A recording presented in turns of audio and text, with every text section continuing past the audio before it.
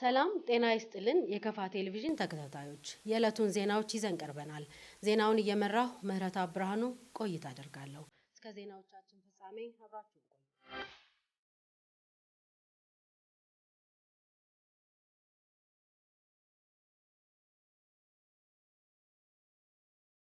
ወደ ቀደመው ዜናችን ስናልፍ ከ470 ሄክታር በላይ መሬት ላይ የበጋ መስኖ ስንዴ ለማልማት አቅዶ እየሰራ መሆኑን በከፋ ዞን የሺሾይንዴ ወረዳ አስተዳደር አስታወቀም። በወረዳው ዋና ቦላ ቀበሌ በ53 ሄክታር መሬት ላይ የበጋ መስኖ ስንዴ ዘር ልማት ማስጀመሪያ መርሃ ግብር የወረዳና የዞን አመራሮች በተገኙበት በይፋ ተጀምሯል። ዘገባው የባልደረባችን በላቸው በላይ ነው። አዳሙ ሸቱ እንደሚከተለው ያቀርበዋል።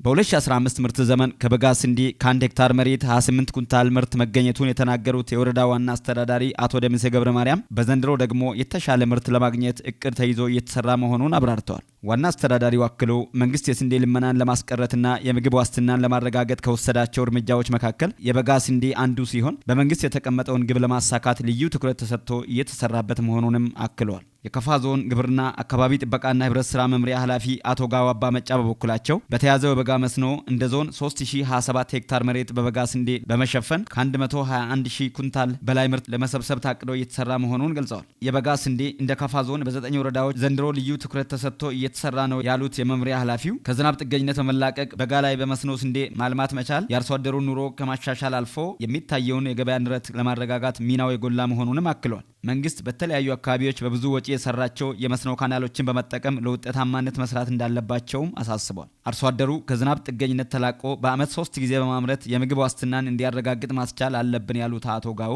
ምርትና ምርታማነትን ለማሳደግ የውሃ አማራጮችን ለእርሻ ተግባር ዋና ግብዓት አድርጎ መጠቀም ያስፈልጋል ብሏል። በይቻላል መንፈስ የተጀመረው የበጋ መስኖ ስንዴ ልማት በመላው ዞናችን በልዩ ንቅናቄ እየተመራ ለአርሶ አደሩ ብሎም ለሀገር ትልቅ አበርክቶ እያደረገ ይገኛል ያሉት አቶ ጋው በዞኑ በተለያዩ መዋቅሮች የተጀመረው የበጋ መስኖ ስንዴ በፍጥነት እንዲተገበርና ለውጤት እንዲበቃ ጠይቋል። የሺሾይንዴ ወረዳ ግብርና አካባቢ ጥበቃና ህብረት ስራ ጽሕፈት ቤት ኃላፊ ተወካይ አቶ አሸናፊ ገብረ መድህን እንደገለጹት አርሶ አደሩ ከበጋ ስንዴ ተገቢውን ጥቅም እንዲያገኝና ምርታማነቱም እንዲጨምር በዘርፉ ለሚሰሩ አካላት ድጋፍ ይደረግላቸዋል ብለዋል። አርሶ አደሮቹ በበኩላቸው ከዚህ በፊት ከተለመደው አሰራርና ከዝናብ ጠባቂነት በመላቀቅ ከ2014 ዓ.ም ጀምሮ ከበጋ ስንዴ ውጤት እያገኙ መሆናቸውን ተናግረው በዚህ ምርት ዘመን የተሻለ ውጤት ለማግኘት እንሰራለን ብለዋል። በዕለቱ በተካሄደው መርሃ ግብር ላይ የከፋ ዞን እርሻ ደን አካባቢ ጥበቃና ህብረት ስራ መምሪያ ኃላፊ አቶ ጋሆባ መጫ፣ የወረዳው ዋና አስተዳዳሪ አቶ ደምሰ ገብረ ማርያም፣ የመንግስት ዋና ተጠሪ አቶ ተክለአብ ከበደን ጨምሮ የዘርፉ ባለሙያዎችና ሌሎች ባለድርሻ አካላት ተገኝተዋል። በቦንጋ ከተማ ለሚገኘው ቢሻ ወልደ ዮሐንስ ሁለተኛ ደረጃ ትምህርት ቤት ተማሪዎች በአካባቢ የዘላቂ ደን ልማት አጠቃቀምና የአየር ንብረት ተጽዕኖ ላይ ያተኮረ የግንዛቤ ማስጨበጫ በጥያቄና መልስ ውድድር እና በተለያዩ ሁነቶች ተሰጠም። የኮንሰርተም ክላይሜት ቼንጅ ኢትዮጵያ ፕሮጀክት ኦፊሰር አቶ አላዛር ዳቃ እንደገለጹት ፕሮጀክቱ በመላው የሀገራችን አካባቢዎች በአካባቢ የዘላቂ ደን ልማት አጠቃቀምና የአየር ንብረት ተጽዕኖ ግንዛቤ ማስጨበጫ ላይ እየሰራ ነው። የዚህም ዝግጅት ዋና ዓላማ ህብረተሰቡ በአካባቢ የደን ልማት አጠቃቀምና የአየር ንብረት ተጽዕኖ በቂ ግንዛቤ በማግኘት የምድራችን የአየር ንብረት ተጽዕኖ በማጣጣም አብሮ መኖር የሚችልበት እንዲሁም እንዳይከሰት መከላከል የሚቻልበትን ሁኔታ ለማስገንዘብ መሆኑ ተመላክቷል። የግንዛቤ ማስጨበጫው በጥያቄና መልስ ውድድር በሶሻል አክቲቪቲ የተሰጠ ሲሆን በጥያቄና መልስ ውድድር ከአንደኛ እስከ 3ኛ ለወጡት ሜዳሊያና ሰርቲፊኬት የተሰጣቸው ሲሆን ፕሮግራሙን ላስተባበረው ለቢሻ ወልደ ዮሐንስ ሁለተኛ ደረጃ ትምህርት ቤትም ዋንጫ ተበርክቶለታል። በፕሮግራሙም ከከፋ ልማት ማህበር፣ ከዞን አካባቢ ጥበቃና አየር ንብረት ጽሕፈት ቤት፣ ከቦንጋ ከተማ ትምህርት ጽሕፈት ቤትና ሌሎች ባለድርሻ አካላት ተሳትፈውበታል። የከፋ ዞን የመንግስት ኮሚኒኬሽን ጉዳዮች ጽሕፈት ቤት ነው የዘገበው። የጥብቅና ፈቃድ በማውጣት የሚንቀሳቀሱ ጠበቆች ከዚህ በፊት ከነበረው በበለጠ ነፃ የጥብቅና አገልግሎት ለዜጎች እንዲሰጡ አዲስ ደንብ መዘጋጀቱ ተገለጸ። ቀደም ሲል የ50 ሰዓት ነፃ አገልግሎት ብቻ ለፈቃድ እድሳት ከግምት ውስጥ ይገባ የነበረ ሲሆን አሁን ላይ የሰዓት ገደቡ ተነስቶ 3 ጉዳዮችን እንዲያዩ ተደርጎ መሻሻሉ ተመላክቷል። በዚህ ዙሪያ ባልደረባችን ፍጹም ተሾመ ከባለሙያዎች ጋር ቆይታ አድርጎ ተከታዩን አዘጋጅቶልናል። የክልሉ ፍትህ ቢሮ በተሰጠው ስልጣን መሰረት አዋጁ በጸደቀ 1 ዓመት ውስጥ የክልሉን ጠበቆች ማህበር እንዲያደራጅ ህጉ ይደነግጋል። በዚህ መሰረት በአገር አቀፍ ደረጃ ሁለተኛ መሆኑ የሚነገርለት የጠበቆች ማህበር በክልሉ መመስረቱ ይታወቃል። ይህ የጠበቆች ማህበር ታዲያ ከተቀመጠለት ደንብና ግዴታዎች አንዱ የነጻ ጥብቅና አገልግሎት መሆኑ ይገኝበታል። ይህ ጥብቅና አገልግሎት ደግሞ በተለይም አቅም ለሌላቸውና ከሚመለከቱ አካል ድጋፍ ላላገኙ እንደሆነም በአዋጁ ከተቀመጠው ደንብ መረዳት ተችሏል። በዚህ ዙሪያ ያነጋገርናቸው በግል የሚንቀሳቀሱ ጠበቃ ይህ ደንብ ለዜጎቻችን የተሻለ አገልግሎት ለመስጠት የሚያስችል ነው ይላሉ። አንድ ጠበቃ 3 አቅም ደካሞችን ወይም ደግሞ የመክፈል አቅም የሌላቸውን ባለጉዳዮች ይዞ ማስተናገድ ማለት አሁን በእኛ ክልል አሁን ባለው ዳታ ከ110 በላይ የሆኑ ጠበቆች እያንዳንዳቸው 3 ባለጉዳይን ነጻ ቢያገለግሉ ያለው ችግር ይቀረፋል የሚል እምነት አለኝ። ምክንያቱም ፍትህን አቅም በማጣት ምክንያት ዜጎች እንዳያጡ ያደርጋል። ምክንያቱም ከዚህም በላይ የምንይዛቸው አሉ። ምክንያቱም በራሳችን ተነሳሽነት ከችሎት በምንሰማው በምናየው እውነታዊ ያለ የመከራከር አቅም አንሶትና ገንዘብ አጥቶ ፍትህን ሊያጣ ሲል ጠበቃው በራሱ ተነሳሽነት ችሎትን አስፈቅዶ የሚወስዳቸው ጉዳዮች አሉ። ቅድም 3 ያልነው በደንቡ ላይ አስገዳጅ ሆኖ የተቀመጡት ናቸው እንጂ ከዚህም በላይ የምናገለግለው ማህበረሰብ ስላለ በዚሁ ላይ ሁሉም ተነሳሽነትን ገንዘብ ብቻ አይደለም የኛ አላማ ማህበረሰቡ ፍትህ በማጣት ጉዳት እንዳይደርስበት መብቱ እንዳይጣስ ጤነኛ የሆነ አኗኗር እንዲኖር የበኩላችን የፍትህ ድጋፍ መስጠት ስለምጠበቅብን ይሄን ሁሉም ጠበቃ ከሁሉም ጠበቃ የሚጠበቅ ተግባር ስለሆነ ይሄንን ለሁሉም መልእክት ለማስተላለፍ ፈልጋለሁ። አቅም በማጣታቸው ብቻ ፍትህ የሚጓደልባቸው የህብረተሰብ ክፍሎች በመኖራቸው የጥብቅና ማህበሩ መኖር ከዚህ የተሻለ ፍትህን ለማስፈን እንደሚረዳ ሌላኛው ያነጋገርናቸው በሚዛን ቴፒ ዩኒቨርሲቲ የህግ መምህር ተመራማሪና ጠበቃ ተግባሩ ተረፈም ያስረዳሉ። ብዙ ሰዎች ይህንን አገልግሎት እየፈለጉ ሳያገኙ ስለሚቀሩ በዚህ ምክንያት ፍትህ የሚጓደልበት አጋጣሚዎች በጣም ብዙ ናቸው። ገንዘብ ያለው ጠበቃ ይገዛል፣ ገንዘብ የሌለው ደግሞ በራሱ መቆም ስለማይችል ከፍተኛ የሆነ ፍትህ መጓደል የሚደርስበት ሁኔታ ነው። ከዛ ስንሰጥ እንግዲህ ለሁሉም ሰው አይደለም። ገንዘብ ያለው አቅም ያለው ሰው ያው ይሄ አንዱ የሙያ ዘርፍ ስለሆነ በገንዘቡ የሚገለገልበት ነው። ነገር ግን ገንዘብ እንደሌላቸው አቅም እንደሌላቸው በቀበሌ ተረጋግጦ በመንግስት አካል ተረጋግጦ የሚመጡትን በነፃ ለመስጠት ግዴታ አለብን ማለት ነው። በክልል ደረጃ የተከላካይ ጠበቃ ኮሚሽን አለመቋቋም የነጻ ጥብቅና አገልግሎት ስራው ላይ አሉታዊ ተጽዕኖ እንደሚኖረው የሚያስረዱን ደግሞ በክልሉ ለመጀመሪያ ጊዜ የተቋቋመው ጠበቆች ማህበር ፕሬዝዳንት ጠበቃ አብዱራህማን ሰይድ ናቸው። የሚታወቀው 50 ሰዓት ተብሎ በደፈናው ነበርና እዛ ላይ ዝም ብሎ በአንድ ኬዝ 50 ሰዓት ሁሉ አገልግያለሁ ብሎ ፍቃድ እስከ ማሳደስ የሚደርስበት ሁኔታ ነበር። ተደራሽነትን በጣም የገደበ ነበር ማለት ነው። አሁን ግን በአመት 3 ጉዳይ የመስራት ግዴታ ተጥሎበታል ጠበቃው። ይሄም ደግሞ ትልቁ በአሁኑ ሰዓት ፋይዳው ከፍተኛ የሚሆነው በምንድነው? በክልል ደረጃ የተከላካይ ጠበቃ ኮሚሽን ይቋቋማል የተባለው እስካሁን አልተቋቋመም። ይሄ ባለመኖሩ አሁን የዚህ ነጻ ጥብቅና ስራው ሙሉ ለሙሉ በእኛ በጠበቆች ላይ የወደቀ ኃላፊነት ነው። ስለዚህ አጠቃላይ የክልሉን የመክፈል አቅም የሌላቸው ህብረተሰብ ክፍሎችን የጥብቅና ስራን ማለት የነጻ የጥብቅና አገልግሎት ስራ መስጠት የኛ ኃላፊነት ነው ማለት። ስለዚህ 110 ጠበቃ አለ በክልል ደረጃ። ይሄ ሁሉ ጠበቃ ስራውን ተከፋፍሎ በየዞኑ በየአካባቢው ይህን ስራ መስራት አለበት። ህፃናትንም ሆኑ ሴቶች በተለይ በብዛት የመክፈል አቅም የሌላቸው ህብረተሰብ ክፍሎች ናቸው በእኛ አሁን በየፍርድ ቤቱ የምናየውና እነሱም በቻልነው አቅም ሁላችንም ይህንን ኃላፊነት ወስደን የምንሰራበትን ጥሩ እድል ፈጥሯል ብዬ ነው ማስበው። የደቡብ ምዕራብ ኢትዮጵያ ህዝቦች ክልል ፍትህ ቢሮ ምክትል ቢሮ ኃላፊ አቶ በላይና ሪሞ በበኩላቸው ከዚህ ቀደም በጠበቆች ሲሰጥ የነበረውን የነጻ ጥብቅና አገልግሎት ካወሱ በኋላ አሁን በተሻሻለው መሰረት ዜጎች የአገልግሎቱ ጠቃሚ እንዲሆኑ አሳስበዋል። ይህ በየደረጃው የሚገኝ የፍትህ ተቋም ይሁን ፍርድ ቤቶች አገልግሎቱን በሚያገኙበት ምቹ ሁኔታ ሊፈጠር እንደሚገባም አቶ በላይና ሪሞ ጠቁመዋል። ስለዚህ ያንን ለማድረግ አንደኛ ከጠበቆች ብቻ ሳይሆን ነጻ ማግኘት አለበት ብሎ ፍቃድ የሚሰጥ ሰው አለ። ቀበሌ አቶ እከለ ወይንም ወይዘሮ እከሌት የምትባል ሴትየው ጉዳይ ያላቸው ቢሆንም የመክፈል አቅም ስለሌላቸው ብሎ ማሳወቅ የሚችልበት እድሎች ሲኖሩ በእኛ ደረጃም ሲመጡ እኛ ጠበቃውን ለይተን እከለ ያዝ ብለንም መስጠት እንችላለን። ፍርድ ቤቱም ሊያዛቸው ይችላል። በዚህ አይነት መልክ የነጻ ፍቃድ ማለት የነጻ ጥብቅና አገልግሎት ወይንም ድጋፍ የመስጠት ሁኔታዎቹ ይቀጥላሉ። ፊት የነበረውን በማጠናከር ነው አሁን የመጣው ህጉ። አቶ በላይና አያይዘው ዜጎች ህጉን በመረዳት የአገልግሎቱ ተጠቃሚ እንዲሆኑ የግንዛቤ ስራ በተለይም የፍትህ ቢሮ ሚና እንደሆነም ከከፋ ቴሌቪዥን ጋር በነበራቸው ቆይታ አስረድተዋል። የኛ ሚና የሚሆነው ሁለት ነው።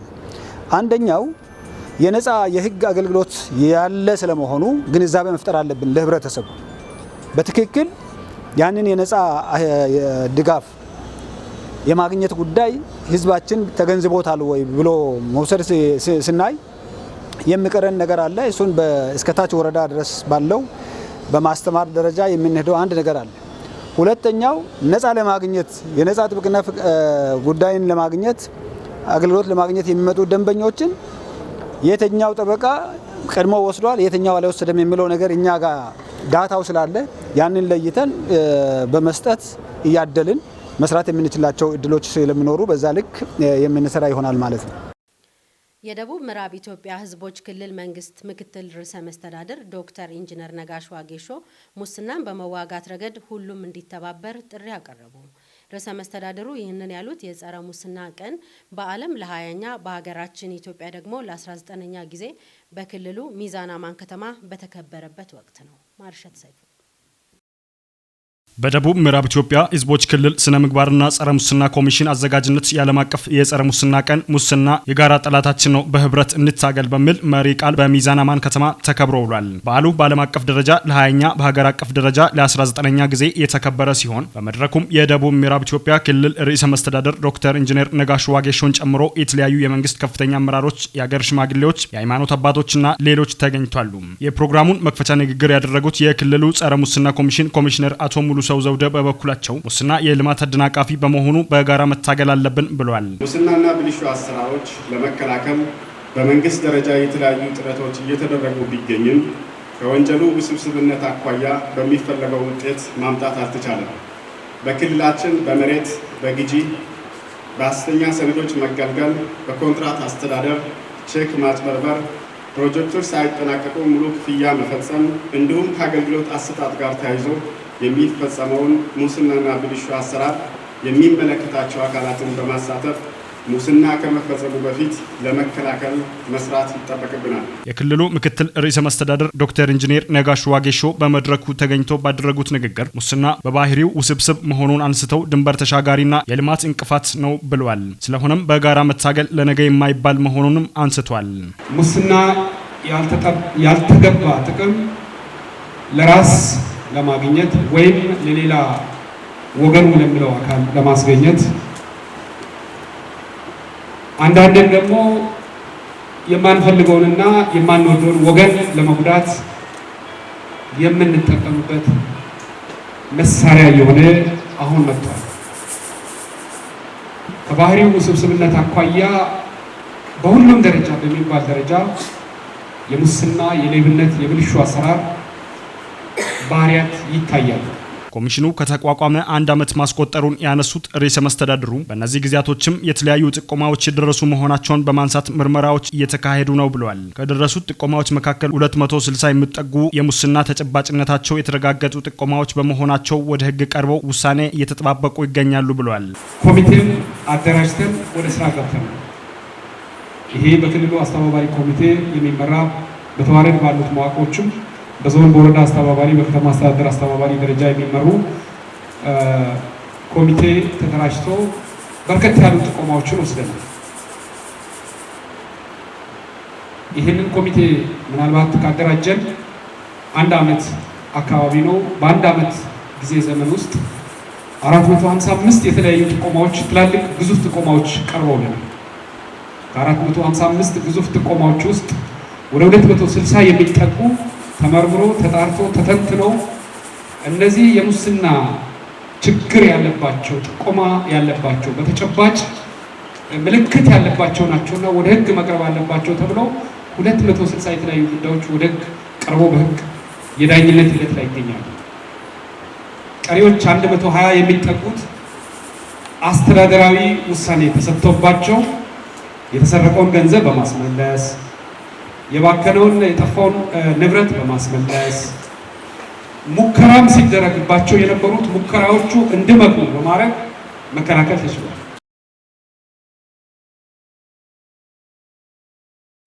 በተመሳሳይ ዜናም በሚዛን አማን ከተማ በተካሄደው የጸረ ሙስና ቀን ላይ የተሳተፉ ተሳታፊዎች ሙስና የትውልድ ጸርና የእድገት ማነቆ በመሆኑ በጋራ መታገል ያስፈልጋል ብለዋል። በህገወጥ መንገድ ለመበልጸግ የሚደረግ ማናቸውም እንቅስቃሴ በሃይማኖቱም የተወገዘ እንደሆነም አስተያየት ሰጪዎቹ ገልጸዋል። መድረኩን የተከታተለው ባልደረባችን ማርሸት ሰይፉ ተከታዩን አዘጋጅቶልናል። ሙስና እንደሚታወቀው ለሰው ልጆች ያው ጠንቅ ነው ይታወቃል። ሙስና ማለት ክህደት ብዬ ነው የምወስደው። ሰው የሰጠውን አደራ ባደራ እንደሰጠ ሁሉ ባደራ መመለስ ሲችል የተቀበለውን አደራ መክዳት ማለት ነው። ሰው ስልጣን አለው፣ የተሰጠው ስልጣን አለ፣ በሃይማኖትም አለ፣ በመንግስትም አለ። በመንግስትም የተሰጠ አደራ አለ። ያንን የተሰጠውን አደራ ሲሰጠው አደራ ሲሰጠው ምሎ ነው የሚሰጠው። እጁን ወደ ላይ አውጥቶ ላያዳላ ላይክድ ለህዝቡም ለሀገሩም በትክክለኛ በታማኝነት ሊሰራ ነው ሰው ኃላፊነት የሚሰጠው ነው ወደ ኃላፊነት የሚመጣው። በዛን ሰዓት ሰው ሲሾም ደስተኛ ነው። በጣም ተደስቶ ነው የዛለት የሚገቡ ስለመሾሙ።